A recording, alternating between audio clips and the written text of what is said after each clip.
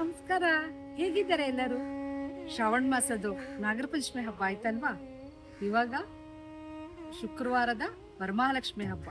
ಈ ವರಮಹಾಲಕ್ಷ್ಮಿ ಹಬ್ಬವನ್ನು ನಾವು ಶ್ರಾವಣ ಮಾಸದ ಪೌರ್ಣಮಿಯ ಹಿಂದಿನ ಶುಕ್ರವಾರ ಈ ಆಚರಣೆಯನ್ನು ಮಾಡ್ತೇವೆ. ಶ್ರಾವಣ ಶುಕ್ರವಾರದಲ್ಲಿ ವರಮಹಾಲಕ್ಷ್ಮಿಗೆ ನಾವು ಪದ್ಮಾಕರೆ ಪದ್ಮಾಸನೆ ಅಂತ ಹೇಳಿ ಒಂದು ಅರಿಶಿನ ದಾರವನ್ನು ಮುಖ್ಯವಾಗಿ ಇಟ್ಕೊಳ್ತೇವೆ. ವರಮಹಾಲಕ್ಷ್ಮಿ ಹಬ್ಬವನ್ನು ನಾವು ಶುಕ್ರವಾರ ಬೆಳಗಿನ ಮುಹೂರ್ತದಲ್ಲಿ ಎದ್ದು ಅರಿಶಿನ ಸ್ನಾನವನ್ನು ಮಾಡಿ ದೇವರಿಗೆ ಬೇಕಾಗುವಂತಹ ಎಲ್ಲ ಹಣ್ಣುಗಳನ್ನು ಮಾಡಿ ಷೋಡೋಪಚಾರ ಪೂಜೆಯನ್ನು ಮಾಡುತ್ತೇವೆ.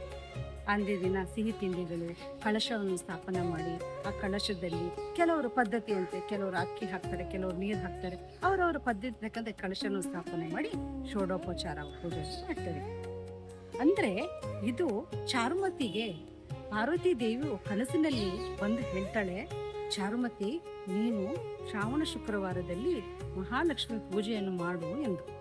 ಆ ದಿನ ಸ್ವಪ್ನದಲ್ಲಿ ಅದೇ ಶ್ರಾವಣ ಮಾಸ ಬಂದಿದ ತಕ್ಷಣ ಆಕೆ ಏನ್ ಮಾಡ್ತಾಳೆ, ತನ್ನ ಸ್ನೇಹಿತನ ಒಳಗೊಂಡು ಈ ವ್ರತವನ್ನು ಶ್ರಾವಣ ಮಾಸದ ಪೌರ್ಣಮಿ ಹಿಂದಿನ ಶುಕ್ರವಾರದಲ್ಲಿ ಈ ಪೂಜೆಯನ್ನು ಆಚರಣೆ ಮಾಡುತ್ತಾಳೆ.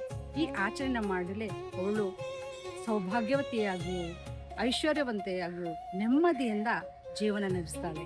ಹಾಗಾಗಿ ನಾವು ಸಹ ಶ್ರಾವಣ ಮಾಸದ ವರಮಹಾಲಕ್ಷ್ಮಿ ಹಬ್ಬವನ್ನು ಮಾಡೋಣ. ಇದರಲ್ಲಿ ನೀವು ಕಷ್ಟ ಅಂತ ಕೆಲವರಿಗೆ ಶ್ಲೋಕಗಳು ಹೇಳಲಿಕ್ಕೆ ಆಗುದಿಲ್ಲ ಅಂತ ಹೇಳೋರಿಗೆ ಈ ಶ್ಲೋಕವನ್ನು ಹೇಳ್ಕೊಡ್ತೀನಿ, ಕೇಳಿ. ಸುವರ್ಣವಷ್ಟಿಂ ಕುರುಮೇ ಗೃಹೇಶ್ರೀ, ಧನಧಾನ ವೃದ್ಧಿಂ ಕುರುಮೇ ಗೃಹೇಶ್ರೀ, ಕಲ್ಯಾಣ ವೃದ್ಧಿಂ ಕುರುಮೇ ಗೃಹೇಶ್ರೀ, ವಿಭೂತಿ ವಿಷ್ಣುಂ ಕುರುಮೇ ಗೃಹೇಶ್ರೀ. ಈ ಚಿಕ್ಕ ಶ್ಲೋಕವನ್ನು ಹೇಳಿ ಅಮ್ಮನವರಿಗೆ ಪೂಜೆ ಮಾಡಿ ನಿಮಗೆ, ನಿಮ್ಮ ಕುಟುಂಬದವರಿಗೆ ಎಲ್ಲರಿಗೂ ಒಳಿತಾಗಲಿ. ಸರ್ವೇ ಜನೋ ಸುಖಿನೋ ಭವಂತು.